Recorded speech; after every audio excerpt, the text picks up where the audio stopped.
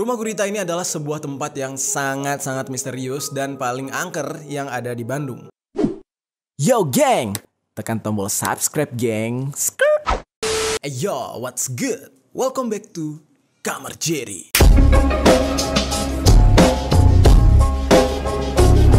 Geng, kemarin kita sudah bercerita tentang beberapa daerah dengan kearifan lokalnya soal hal horor gitu kan. Kita sempat bercerita tentang Kuyang yang ada di Kalimantan, Banaspati yang ada di Jawa, serta Lampor juga yang ada di Jawa gitu ya. Nah, sekarang hari ini nih masih di daerah Pulau Jawa, tapi ini lebih dekat ke Jakarta, yaitu Jawa Barat. Tentang Rumah Gurita yang terletak di Bandung. Mungkin bagi teman-teman yang ada di Bandung gak asing lagi nih ya tentang cerita Rumah Gurita ini. Atau mungkin masih ada yang belum tahu tentang angkernya Rumah Gurita. Coba deh kalian tinggalkan komentar di bawah. Sebelum kalian dengar cerita gua yang panjang nantinya, kalian ceritakan dulu versi kalian. Seperti apa sih Rumah Gurita yang pernah kalian datengin gitu. Atau kalian punya cerita versi kalian sendiri tentang Rumah Gurita ini. Coba-coba. Nah, bagi teman-teman yang di luar Bandung, mungkin belum pernah nih ya, bagi yang belum pernah tahu tentang Rumah Gurita ini. Rumah Gurita ini adalah sebuah tempat yang sangat-sangat misterius dan paling angker yang ada di Bandung. Sebenarnya banyak lagi sih tempat-tempat yang angker lainnya, tapi Rumah Gurita adalah salah satu yang paling angker.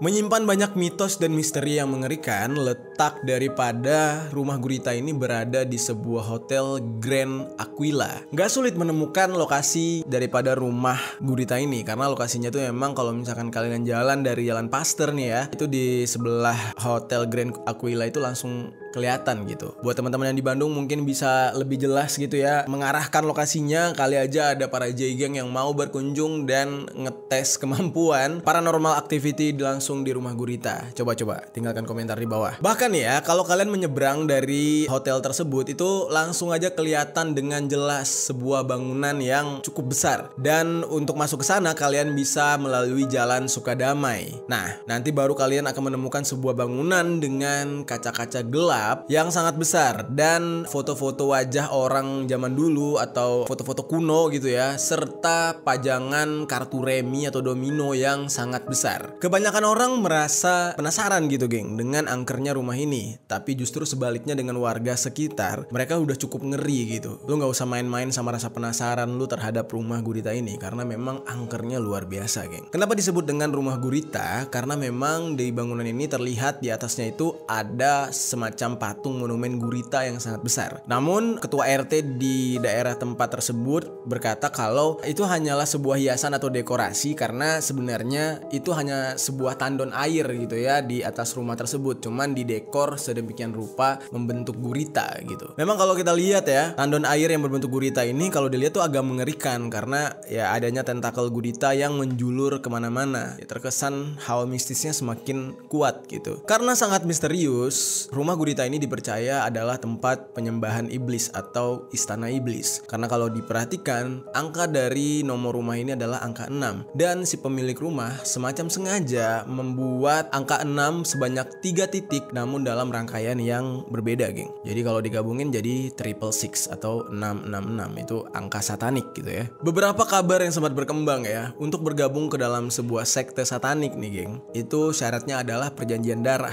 Caranya bagaimana? Bukan dengan kita digorok, dibunuh, enggak, tapi dengan cara jari kita itu ditusuk dengan sebuah jarum yang khusus, lalu tetesan darah kita itu akan dijadikan sebagai stempel atau disimpan oleh pihak sekte sebagai sebuah perjanjian darah. Jadi semacam kalian itu sudah menjual jiwa kalian kepada mereka gitu. Lalu sekte ini sendiri menggunakan lagu-lagu semacam heavy metal dan mereka juga berpedoman kepada kitab Anton LaVey Satanic Bible. Jadi semacam Alkitab tapi Alkitab satanik gitu ya, antikristus. Gak cuma sampai di situ, mereka juga punya sebuah ritual nih geng ya. Ritualnya itu adalah memakan tubuh bayi di sebuah klinik aborsi dan juga meminum darah mereka gitu. Nah, kurang lebih kalau misalkan kita bercerita tentang sekte satanik tuh ritual-ritualnya ya seperti itu tadi. Lalu tiba-tiba saja ada isu yang mengatakan kalau Rumah Gurita adalah tempat pemujaan satanik. Nah, seperti yang kalian ketahui sendiri tadi, gue udah bilang kalau pemujaan satanik itu bukan semacam ritual biasa gitu ya, sampai ada ritual untuk memakan bayi segala gitu.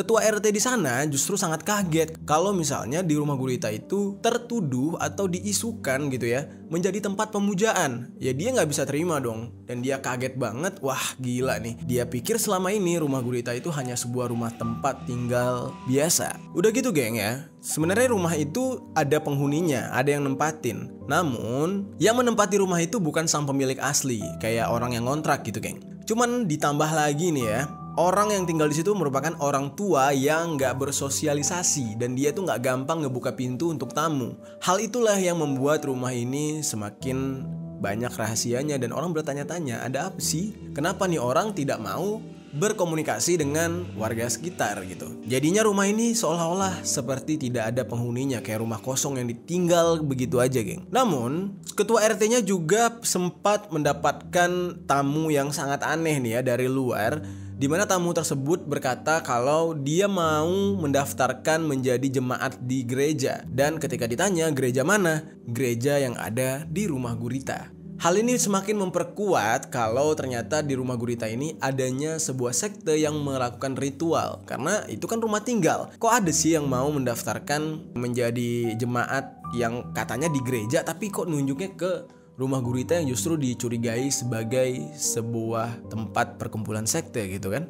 Ditambah lagi ketua RT juga kaget gitu ya, ada orang yang mau beribadah tapi harus daftar dulu gitu ya. Lucu banget, kayak sebuah perekrutan gitu. Padahal kan ya lu mau ibadah ya tinggal datang ke tempat ibadah gitu. Kenapa harus ada sistem rekrut dan daftar dulu gitu geng. Dan hal inilah yang semakin membuat orang-orang di sana curiga terhadap rumah gurita ini. Dikarenakan semakin hari semakin banyak rumor yang beredar, ditambah lagi rumah ini benar-benar tertutup dan juga kondisinya udah macam rumah gak terawat gitu geng. Catnya mengelupas, bentuknya juga udah amburadul gitu ya. Akhirnya hal ini mendorong polisi untuk memeriksa rumah ini gitu. Jadi karena udah banyak banget isu, polisi akhirnya memeriksa tempat tersebut gitu. Hanya untuk ngecek kebenarannya. Tapi yang namanya ya sebuah lokasi yang banyak diomongin orang, udah pasti lah mereka ancang-ancang kalau suatu hari terjadinya penggerebekan atau terjadinya didatangi oleh warga gitu ya untuk ngegerebek mereka gitu. Ya mereka udah siap gitu dengan segala alasan dan menyembunyikan fakta yang sebenarnya gitu geng. Bahkan nih ya, kalau misalkan kalian ingat gak podcastnya Om Deddy sama Mas Mongol. Mas Mongol kan sempat berkata kalau di dalam sebuah sekte pemujaan satanik itu ada yang namanya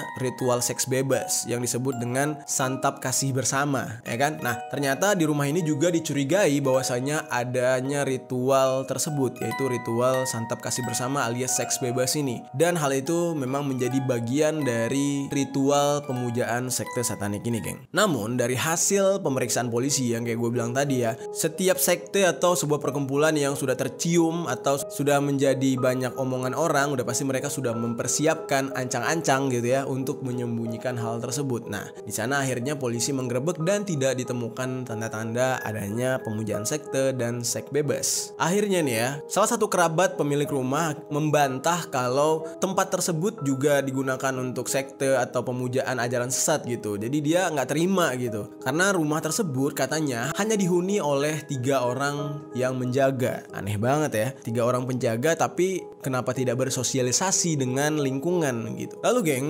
barulah akhirnya banyak cerita dari tetangga-tetangga yang sebagian besarnya itu percaya kalau memang tempat ini cukup misterius dan sampai sekarang belum bisa terungkap sebenarnya ada apa sih di dalam itu gitu ya. Namun ada juga yang percaya kalau sebenarnya itu hanya rumah biasa gitu geng. Nah, berita ini menjadi sangat simpang siur dan menurut gue nggak mungkin ada asap kalau nggak ada api. Nggak mungkin orang cuman curiga-curiga doang. Pasti ada hal yang pernah dialami oleh mereka. That's why mereka bisa berstatement kalau rumah itu ada something, ada sesuatu di sana gitu. Gue mau nanya dulu ke kalian nih, mungkin kalian ada warga di sekitar rumah gurita ini. Kalian boleh dong sharing ke gue atas pengalaman yang pernah kalian alami atau kalian mungkin udah pernah datang ke sana. Bagaimana rasanya? Bagaimana aura di sana? Dan benarkah di lingkungan bahkan di dalam rumah itu kalau misalkan kalian udah pernah nih ya, itu benar-benar beraura angker? Coba kita sharing. Dan menurut teman-teman yang lain, setelah kalian mendengar video ini dan melihat foto-foto dari rumah gurita, apa yang kalian rasakan dan apa yang kalian pikirkan? Menurut kalian ini hanya sebuah rumah biasa atau justru rumah angker?